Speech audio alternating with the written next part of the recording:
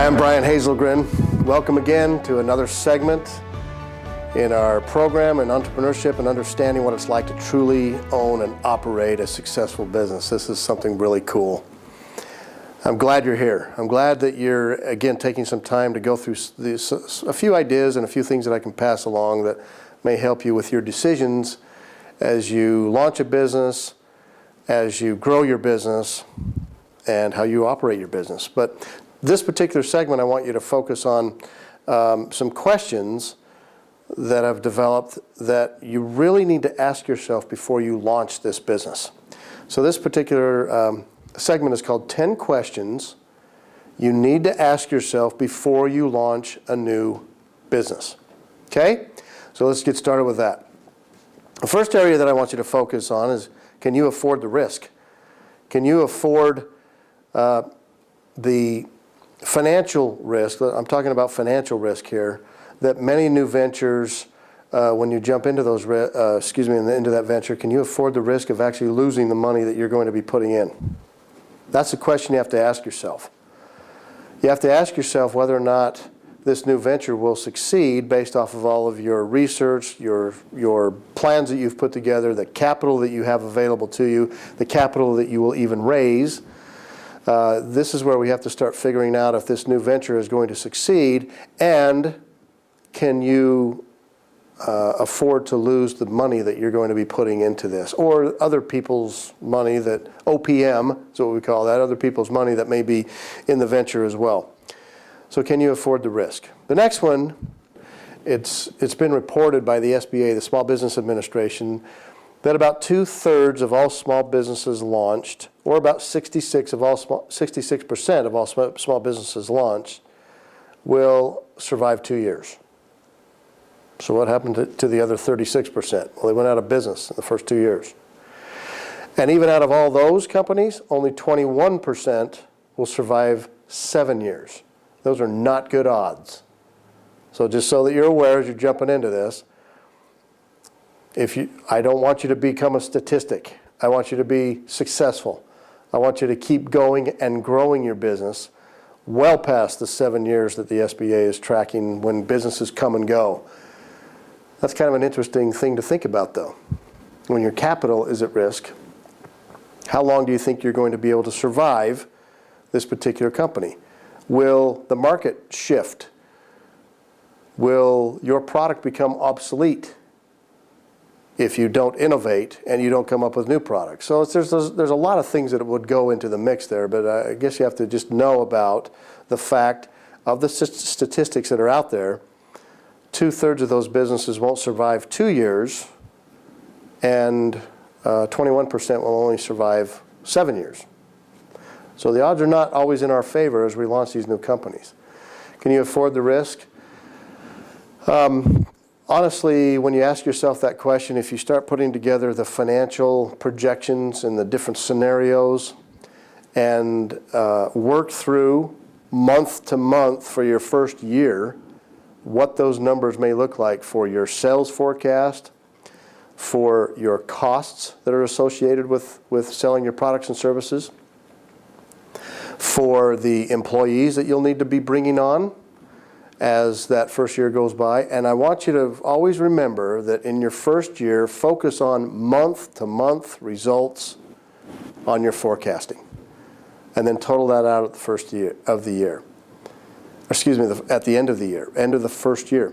But then what we also want to do is, as you total that out for the end of the first year, how are you going to be growing in year 2 in your numbers?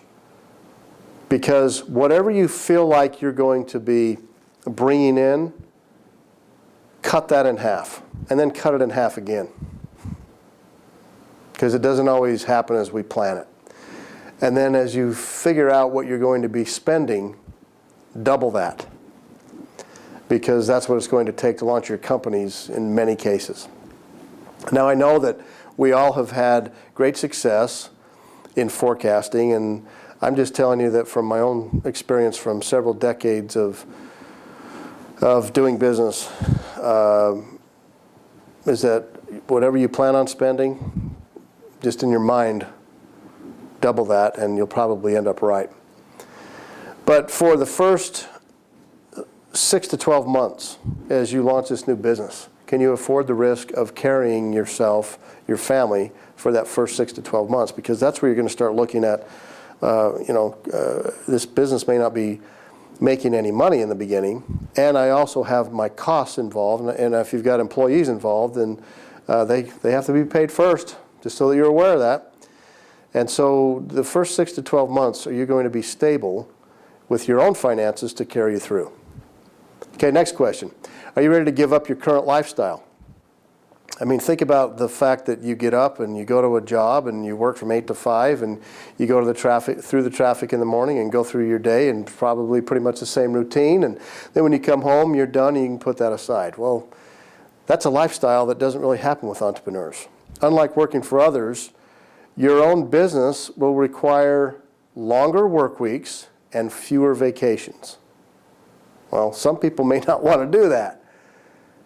But if you're passionate about the product and the service and the company that you're designing, those long work weeks won't matter. Those extra hours won't matter. Those fewer vacations in the beginning won't matter.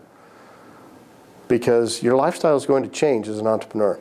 And it most likely will require that you're scrimping and saving and bootstrapping for quite a while. And so until things really take off, just remember that requiring to scrimp and save is going to be of utmost importance. All right, so the next area would be, are you passionate about this particular idea and this particular product or service that you're developing? Because you need to be completely and totally honest with yourself. If you're really passionate about this, will that carry you through the tough times? Because there will be some. You need to eat, sleep, and drink your business and be hungry for this type of success that you're hoping and dreaming for, because it's not just going to happen and it's not just going to fall into your lap.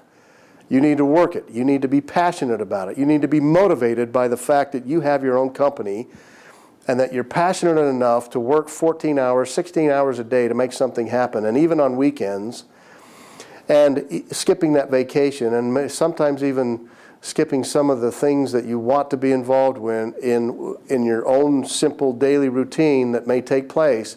You may have to give up some of those things. Those of you that are entrepreneurs that have a business, you know what I'm talking about, and you're probably shaking your head and saying, yep, I've had to give up that a lot. Well, as you're starting this new company, you just need to be aware that your lifestyle is going to change. And does your passion outweigh any of the risks, outweigh any of the long hours that you're going to be required to put in to make this business grow? You know, you think about the fact of, we always hear that knowledge is power. Well, know about what you're getting into before you launch the company.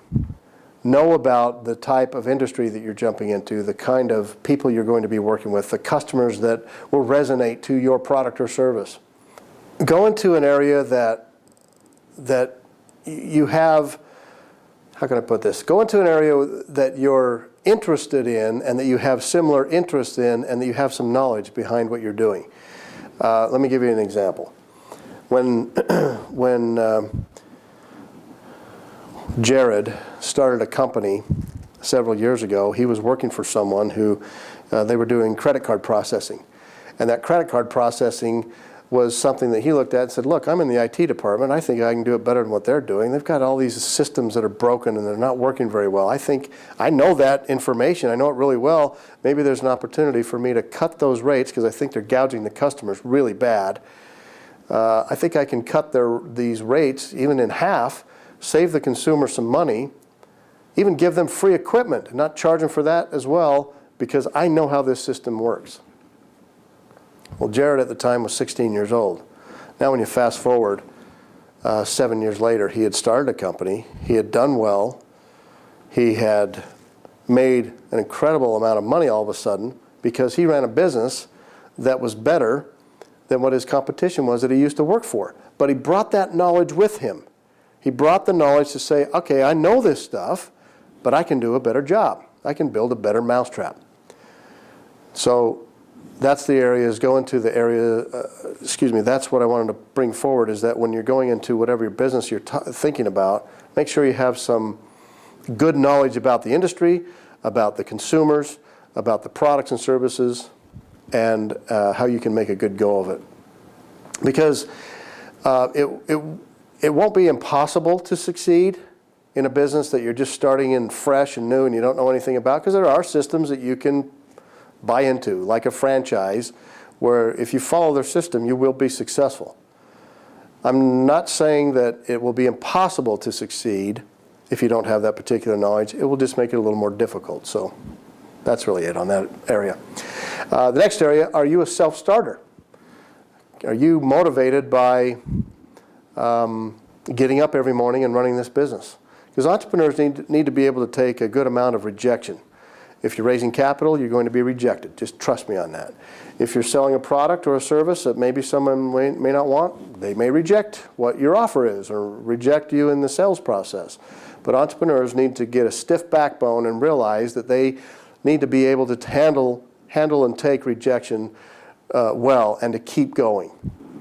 Entrepreneurs also need to be the first one into the business in the morning and the last one to turn out the lights and leave the company in the beginning phases. Don't just turn everything over to someone else in the beginning. You have to run this. You have to be self-motivated and a self-starter to know that your finances may be on the line, that your reputation is on the line, that everything you own is on the line. So make sure that you're always the first one there and the last one to leave, and be a self-starter.